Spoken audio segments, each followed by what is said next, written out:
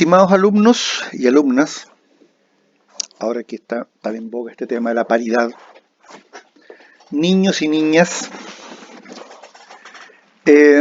vamos a iniciar el estudio de la segunda parte de nuestro programa de Derecho de Obligaciones.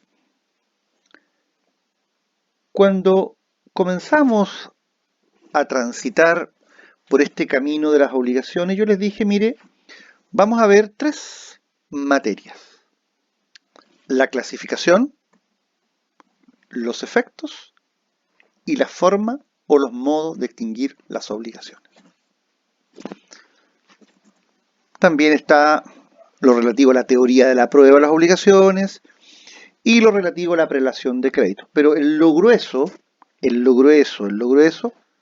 son tres grandes temas. Terminamos el primero y vamos a comenzar el segundo. Haciendo un homenaje al Día del Trabajo, 1 de mayo, vamos a iniciar esta cápsula. A ver, tradicionalmente se ha enseñado que los efectos de las obligaciones son los derechos que la ley confiere al acreedor para exigir del deudor el cumplimiento exacto, íntegro y oportuno de la obligación, cuando éste no la cumple en todo parte o está en mora de cumplirla. Es decir, tradicionalmente el efecto de las obligaciones se estudiaba, y todavía por ahí se sigue insistiendo en el punto, en las consecuencias cuando el deudor deja de cumplir. Por lo tanto, el foco de la noticia se pone en el incumplimiento. Y por lo tanto, a partir del incumplimiento, nosotros vamos a decir las consecuencias que se derivan de ello son los efectos de la obligación. Sin embargo, tal planteamiento no tiene, a ver, respetando las posiciones obviamente de cada uno, pero no tiene asidero jurídico. Porque, a ver, ¿cómo vamos a centrar el estudio de los efectos de las obligaciones en lo excepcional? Lo normal es que las obligaciones se cumplan. Las tasas de morosidad, bueno, previo al estallido social, previo a la pandemia, las morosidades en términos generales son relativamente bajas en el retail, en el pago de las rentas de arrendamiento, en el pago de las imposiciones previsionales, seguro de desempleo, ISAPRE, FONASA, remuneraciones.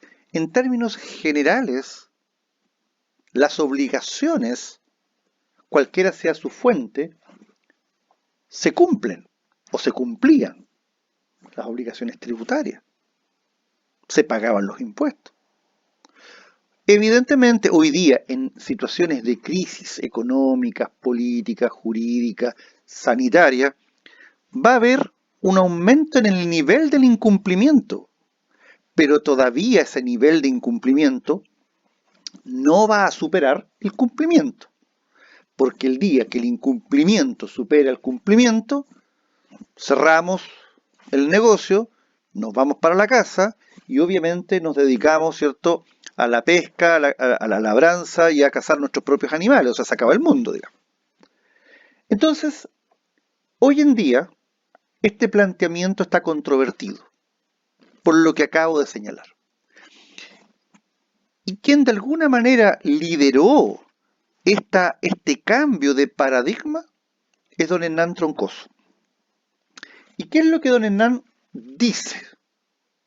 Dice, mire, la doctrina moderna entiende que el efecto de la obligación es el deber de prestación que compete al deudor.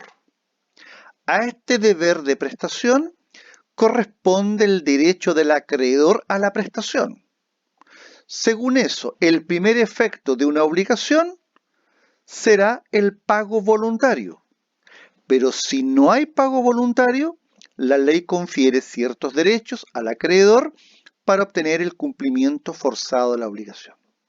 Es decir, don Hernán Troncoso lo que hace es situar la temática en su justo contexto. Las obligaciones están llamadas a cumplirse y cuando no se cumplen, operará la batería de remedios. Por lo tanto, los efectos de las obligaciones comprenden ambos aspectos. El aspecto positivo, cumplimiento, y el aspecto negativo, incumplimiento. Entonces, nosotros lo que vamos a hacer entonces es dejar en claro esa temática. Ahora,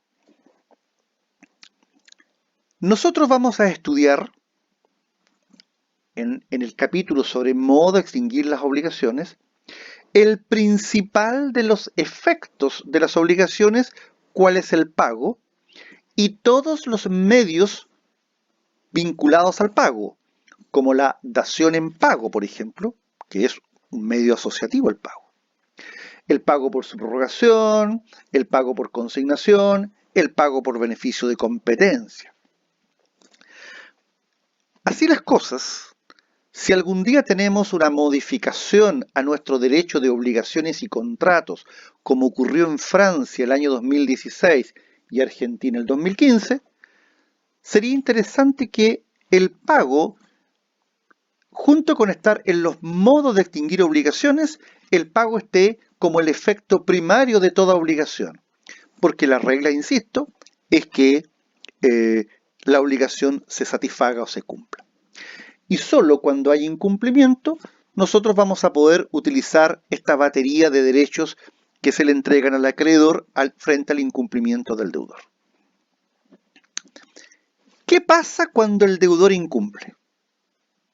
Bueno, lo primero que tenemos que tener claro es que el deudor incumple cuando no ejecuta la prestación, cuando la ejecuta de modo imperfecto o cuando la ejecuta de modo tardío. A este respecto, por favor, analicen, porque esto, lo que estoy señalando está en la norma del artículo 1556 de nuestro Código Civil. 1556. Ahora, ¿qué derechos se le confieren al acreedor cuando el deudor ha incumplido? Tiene un derecho principal a la ejecución forzada de la obligación, o sea, al cumplimiento. 2. Cuando no es posible obtener el cumplimiento en naturaleza de la prestación debida, surge este derecho subsidiario que en el fondo es para obtener un cumplimiento equivalente. Y esto no es otra cosa que la indemnización de perjuicios. En este derecho subsidiario está lo que se conoce como la responsabilidad civil contractual. Y finalmente, existen los llamados derechos auxiliares del acreedor que buscan mantener la integridad patrimonial del deudor, es decir, que el deudor no quede en insolvencia, que este deudor no tenga cómo responder de la obligación, porque deben recordar ustedes que en nuestro país no existe la prisión por deudas. Por lo tanto, las obligaciones se satisfacen con el patrimonio del deudor, con todos sus bienes presentes y futuros. ¿Y cuáles son estos derechos auxiliares? El beneficio de separación, la acción subrogatoria, la acción pauliana o revocatoria y finalmente las medidas conservativas. Vamos a hacer una pasada rápida sobre el llamado cumplimiento forzado, el primer derecho. A ver, yo ya lo dije, en nuestro país no existe la prisión por deudas. Por lo tanto, la manera de responder de una obligación es a través del compromiso patrimonial.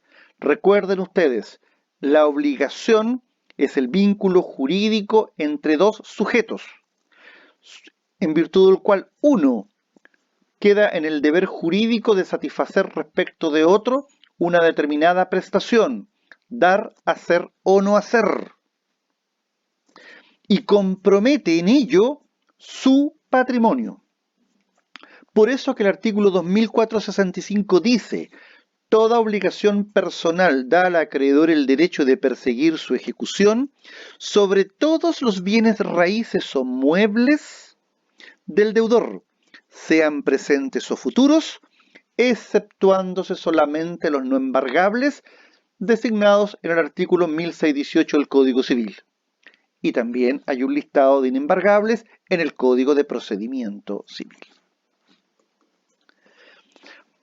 Para accionar forzosamente, es decir, para instar al cumplimiento forzado de una obligación, tienen que cumplirse determinadas condiciones formales y de fondo. Condiciones de fondo: primero, que existe incumplimiento del deudor, que el deudor esté constituido en mora, que el acreedor haya cumplido, esté llano a cumplir, y que el incumplimiento sea imputable al menos culpa del deudor, culpa dolo. Y en cuanto a los requisitos de forma, que la deuda sea líquida, actualmente exigible, que la obligación conste de un título ejecutivo y que la acción no esté prescrita.